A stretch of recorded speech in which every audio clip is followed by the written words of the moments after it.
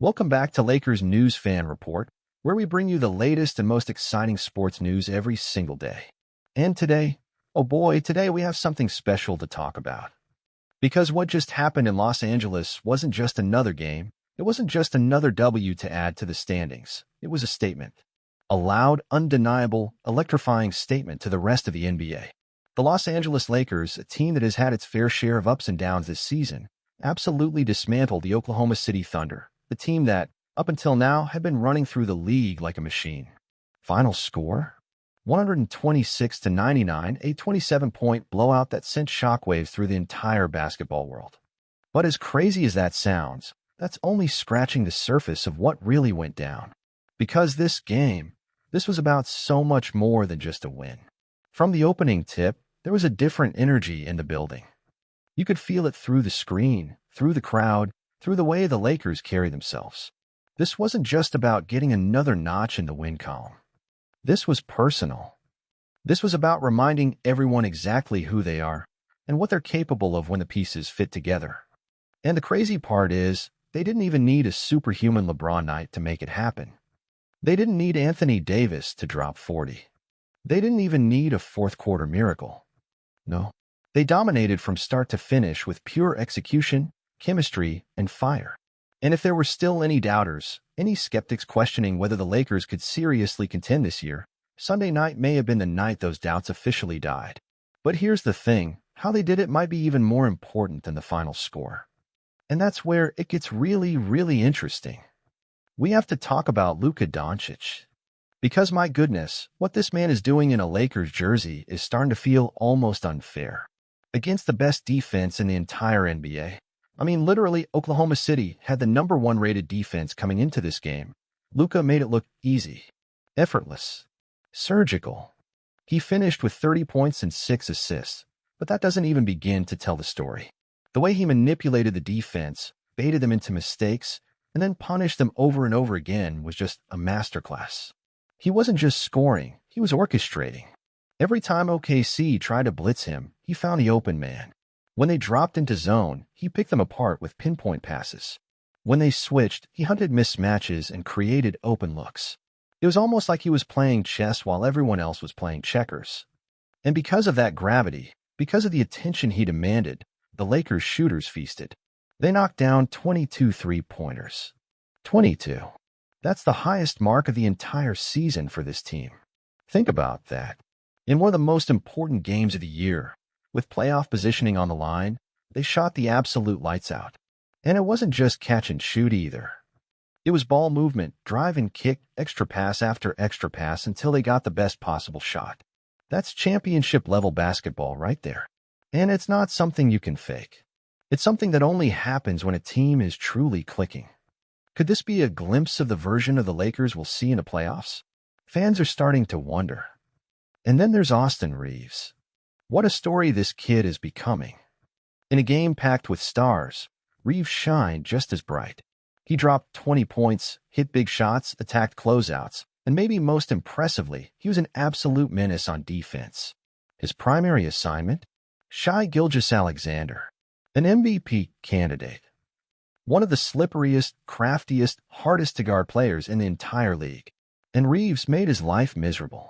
Yes, Shai still scored 26 points. But here's the stat that matters. He didn't attempt a single free throw. Not one. And for a guy who usually lives at the free throw line, seriously, he averages almost 10 free throw attempts per game. That's unheard of. The last time SGA played a full game and didn't shoot a free throw?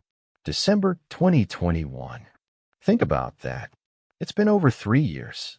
And that's a testament to how disciplined, how locked in Reeves was.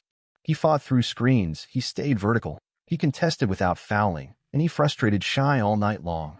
Could Reeves' emergence as a legitimate two-way threat be the missing piece the Lakers needed? It's starting to feel like it. And of course, we have to talk about LeBron James. The King didn't need to drop a triple-double or score 40 points to impact this game. He impacted it with his mind, with his leadership, with his presence. 19 points, sure, but more than that, he set the tone. He communicated constantly on defense, directing traffic, barking out switches, rotating early, and making sure no one took a possession off. He showed that at 40 years old, he still understands the game at a level almost no one else does. And on offense, he picked his spots, controlled the tempo, and trusted his teammates. He didn't need to dominate, he needed to orchestrate. And that's exactly what he did. And let's not overlook the work on the boards. The Lakers dominated the glass, winning the rebounding battle and crushing OKC in second-chance points by a margin of +10. They limited the Thunder to just 12 free throw attempts for the entire game. That's not luck. That's effort. That's preparation. That's the kind of defensive discipline that wins playoff series. And you could see it every loose ball, every scramble, every closeout. The Lakers wanted it more. They were hungrier. And it showed. After the game, head coach J.J. Redick summed it up perfectly. We were fully committed to the game plan, defensively and offensively. No panic, no overreactions, just clean execution. And that's exactly what it was. Clean, methodical execution at the highest level. But here's where things get really exciting, and where the story isn't even close to being over. Because this wasn't just a one-off game. This was the beginning of something. The Lakers are now sitting at 48 wins and 30 losses, solidly inside the top 3 in the Western Conference. And the trend line is clear. They're peaking at the perfect time. Since Luka joined a team, they've taken down heavy hitters. They beat the Denver Nuggets. They beat the Houston Rockets. And now they've dismantled the Thunder. Each time showing growth, poise, defense, and high-level shot-making. They're not just beating good teams, they're dismantling them. And fans, insiders, even rival players are starting to ask the same question. Is this the team no one wants to face in the playoffs? And guess what? We're about to find out. Because in just a few days, the Lakers and Thunder are going to run it back. Tuesday night, rematch time. You better believe OKC is going to come out angry, desperate to prove that Sunday was a fluke. But you also better believe the Lakers know that. They've tasted blood. They've found their rhythm. They've found their identity. And they're not going to give it up easily. Could Tuesday's game be even more intense, even more physical, even more playoff-like than Sunday's? I think it just might be. And it doesn't stop there. After that, the Lakers face the Dallas Mavericks. Luka's old team. A return to Texas. That's going to be emotional. Luka's going to want that one. Could that game tell us even more about what this team is made of? It sure feels like it.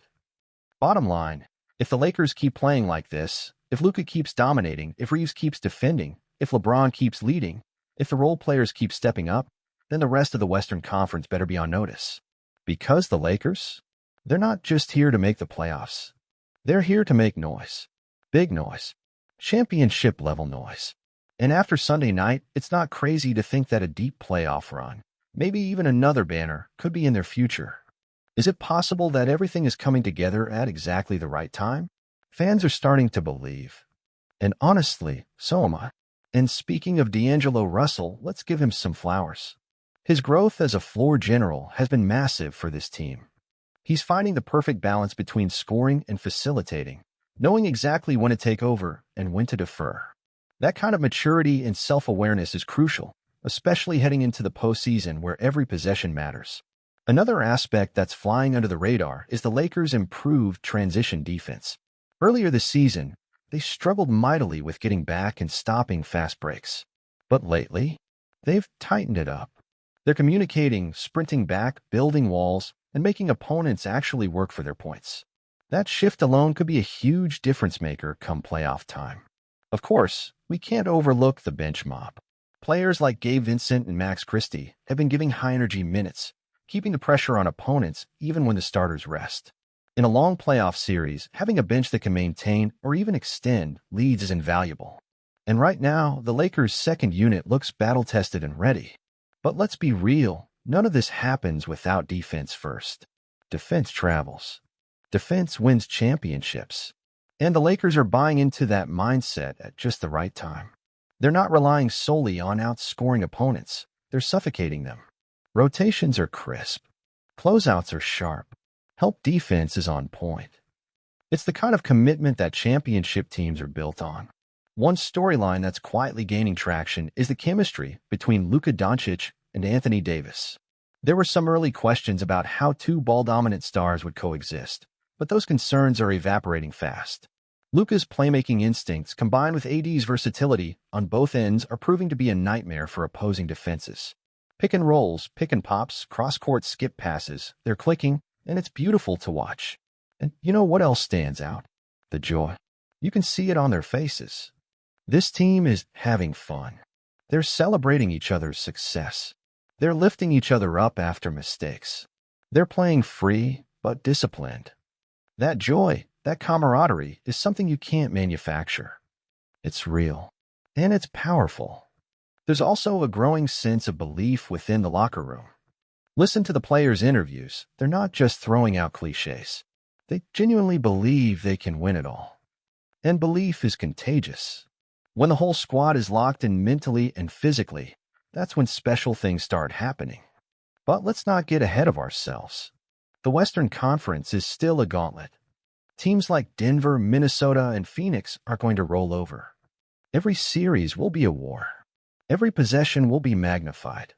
And the Lakers will need to maintain this focus, this hunger, and this defensive intensity if they want to make it all the way.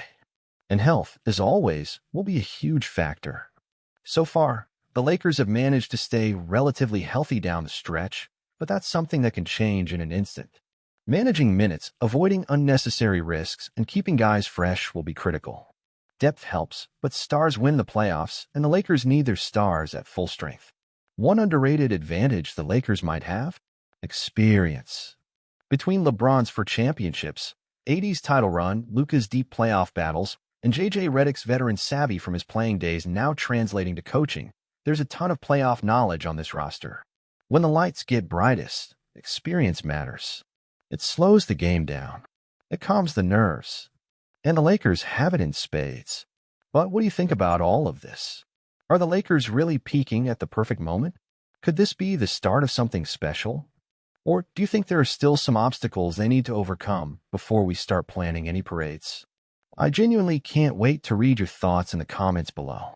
Seriously, this team is giving us so much to talk about, and I love hearing your takes. If you enjoyed this video, don't forget to hit that like button, subscribe to Lakers News Fan Report, and turn on the notification bell so you never miss an update. We're going to be right here, breaking it all down for you every step of the way as this incredible Lakers journey continues. Thanks for watching, and get ready, because it feels like the best is yet to come.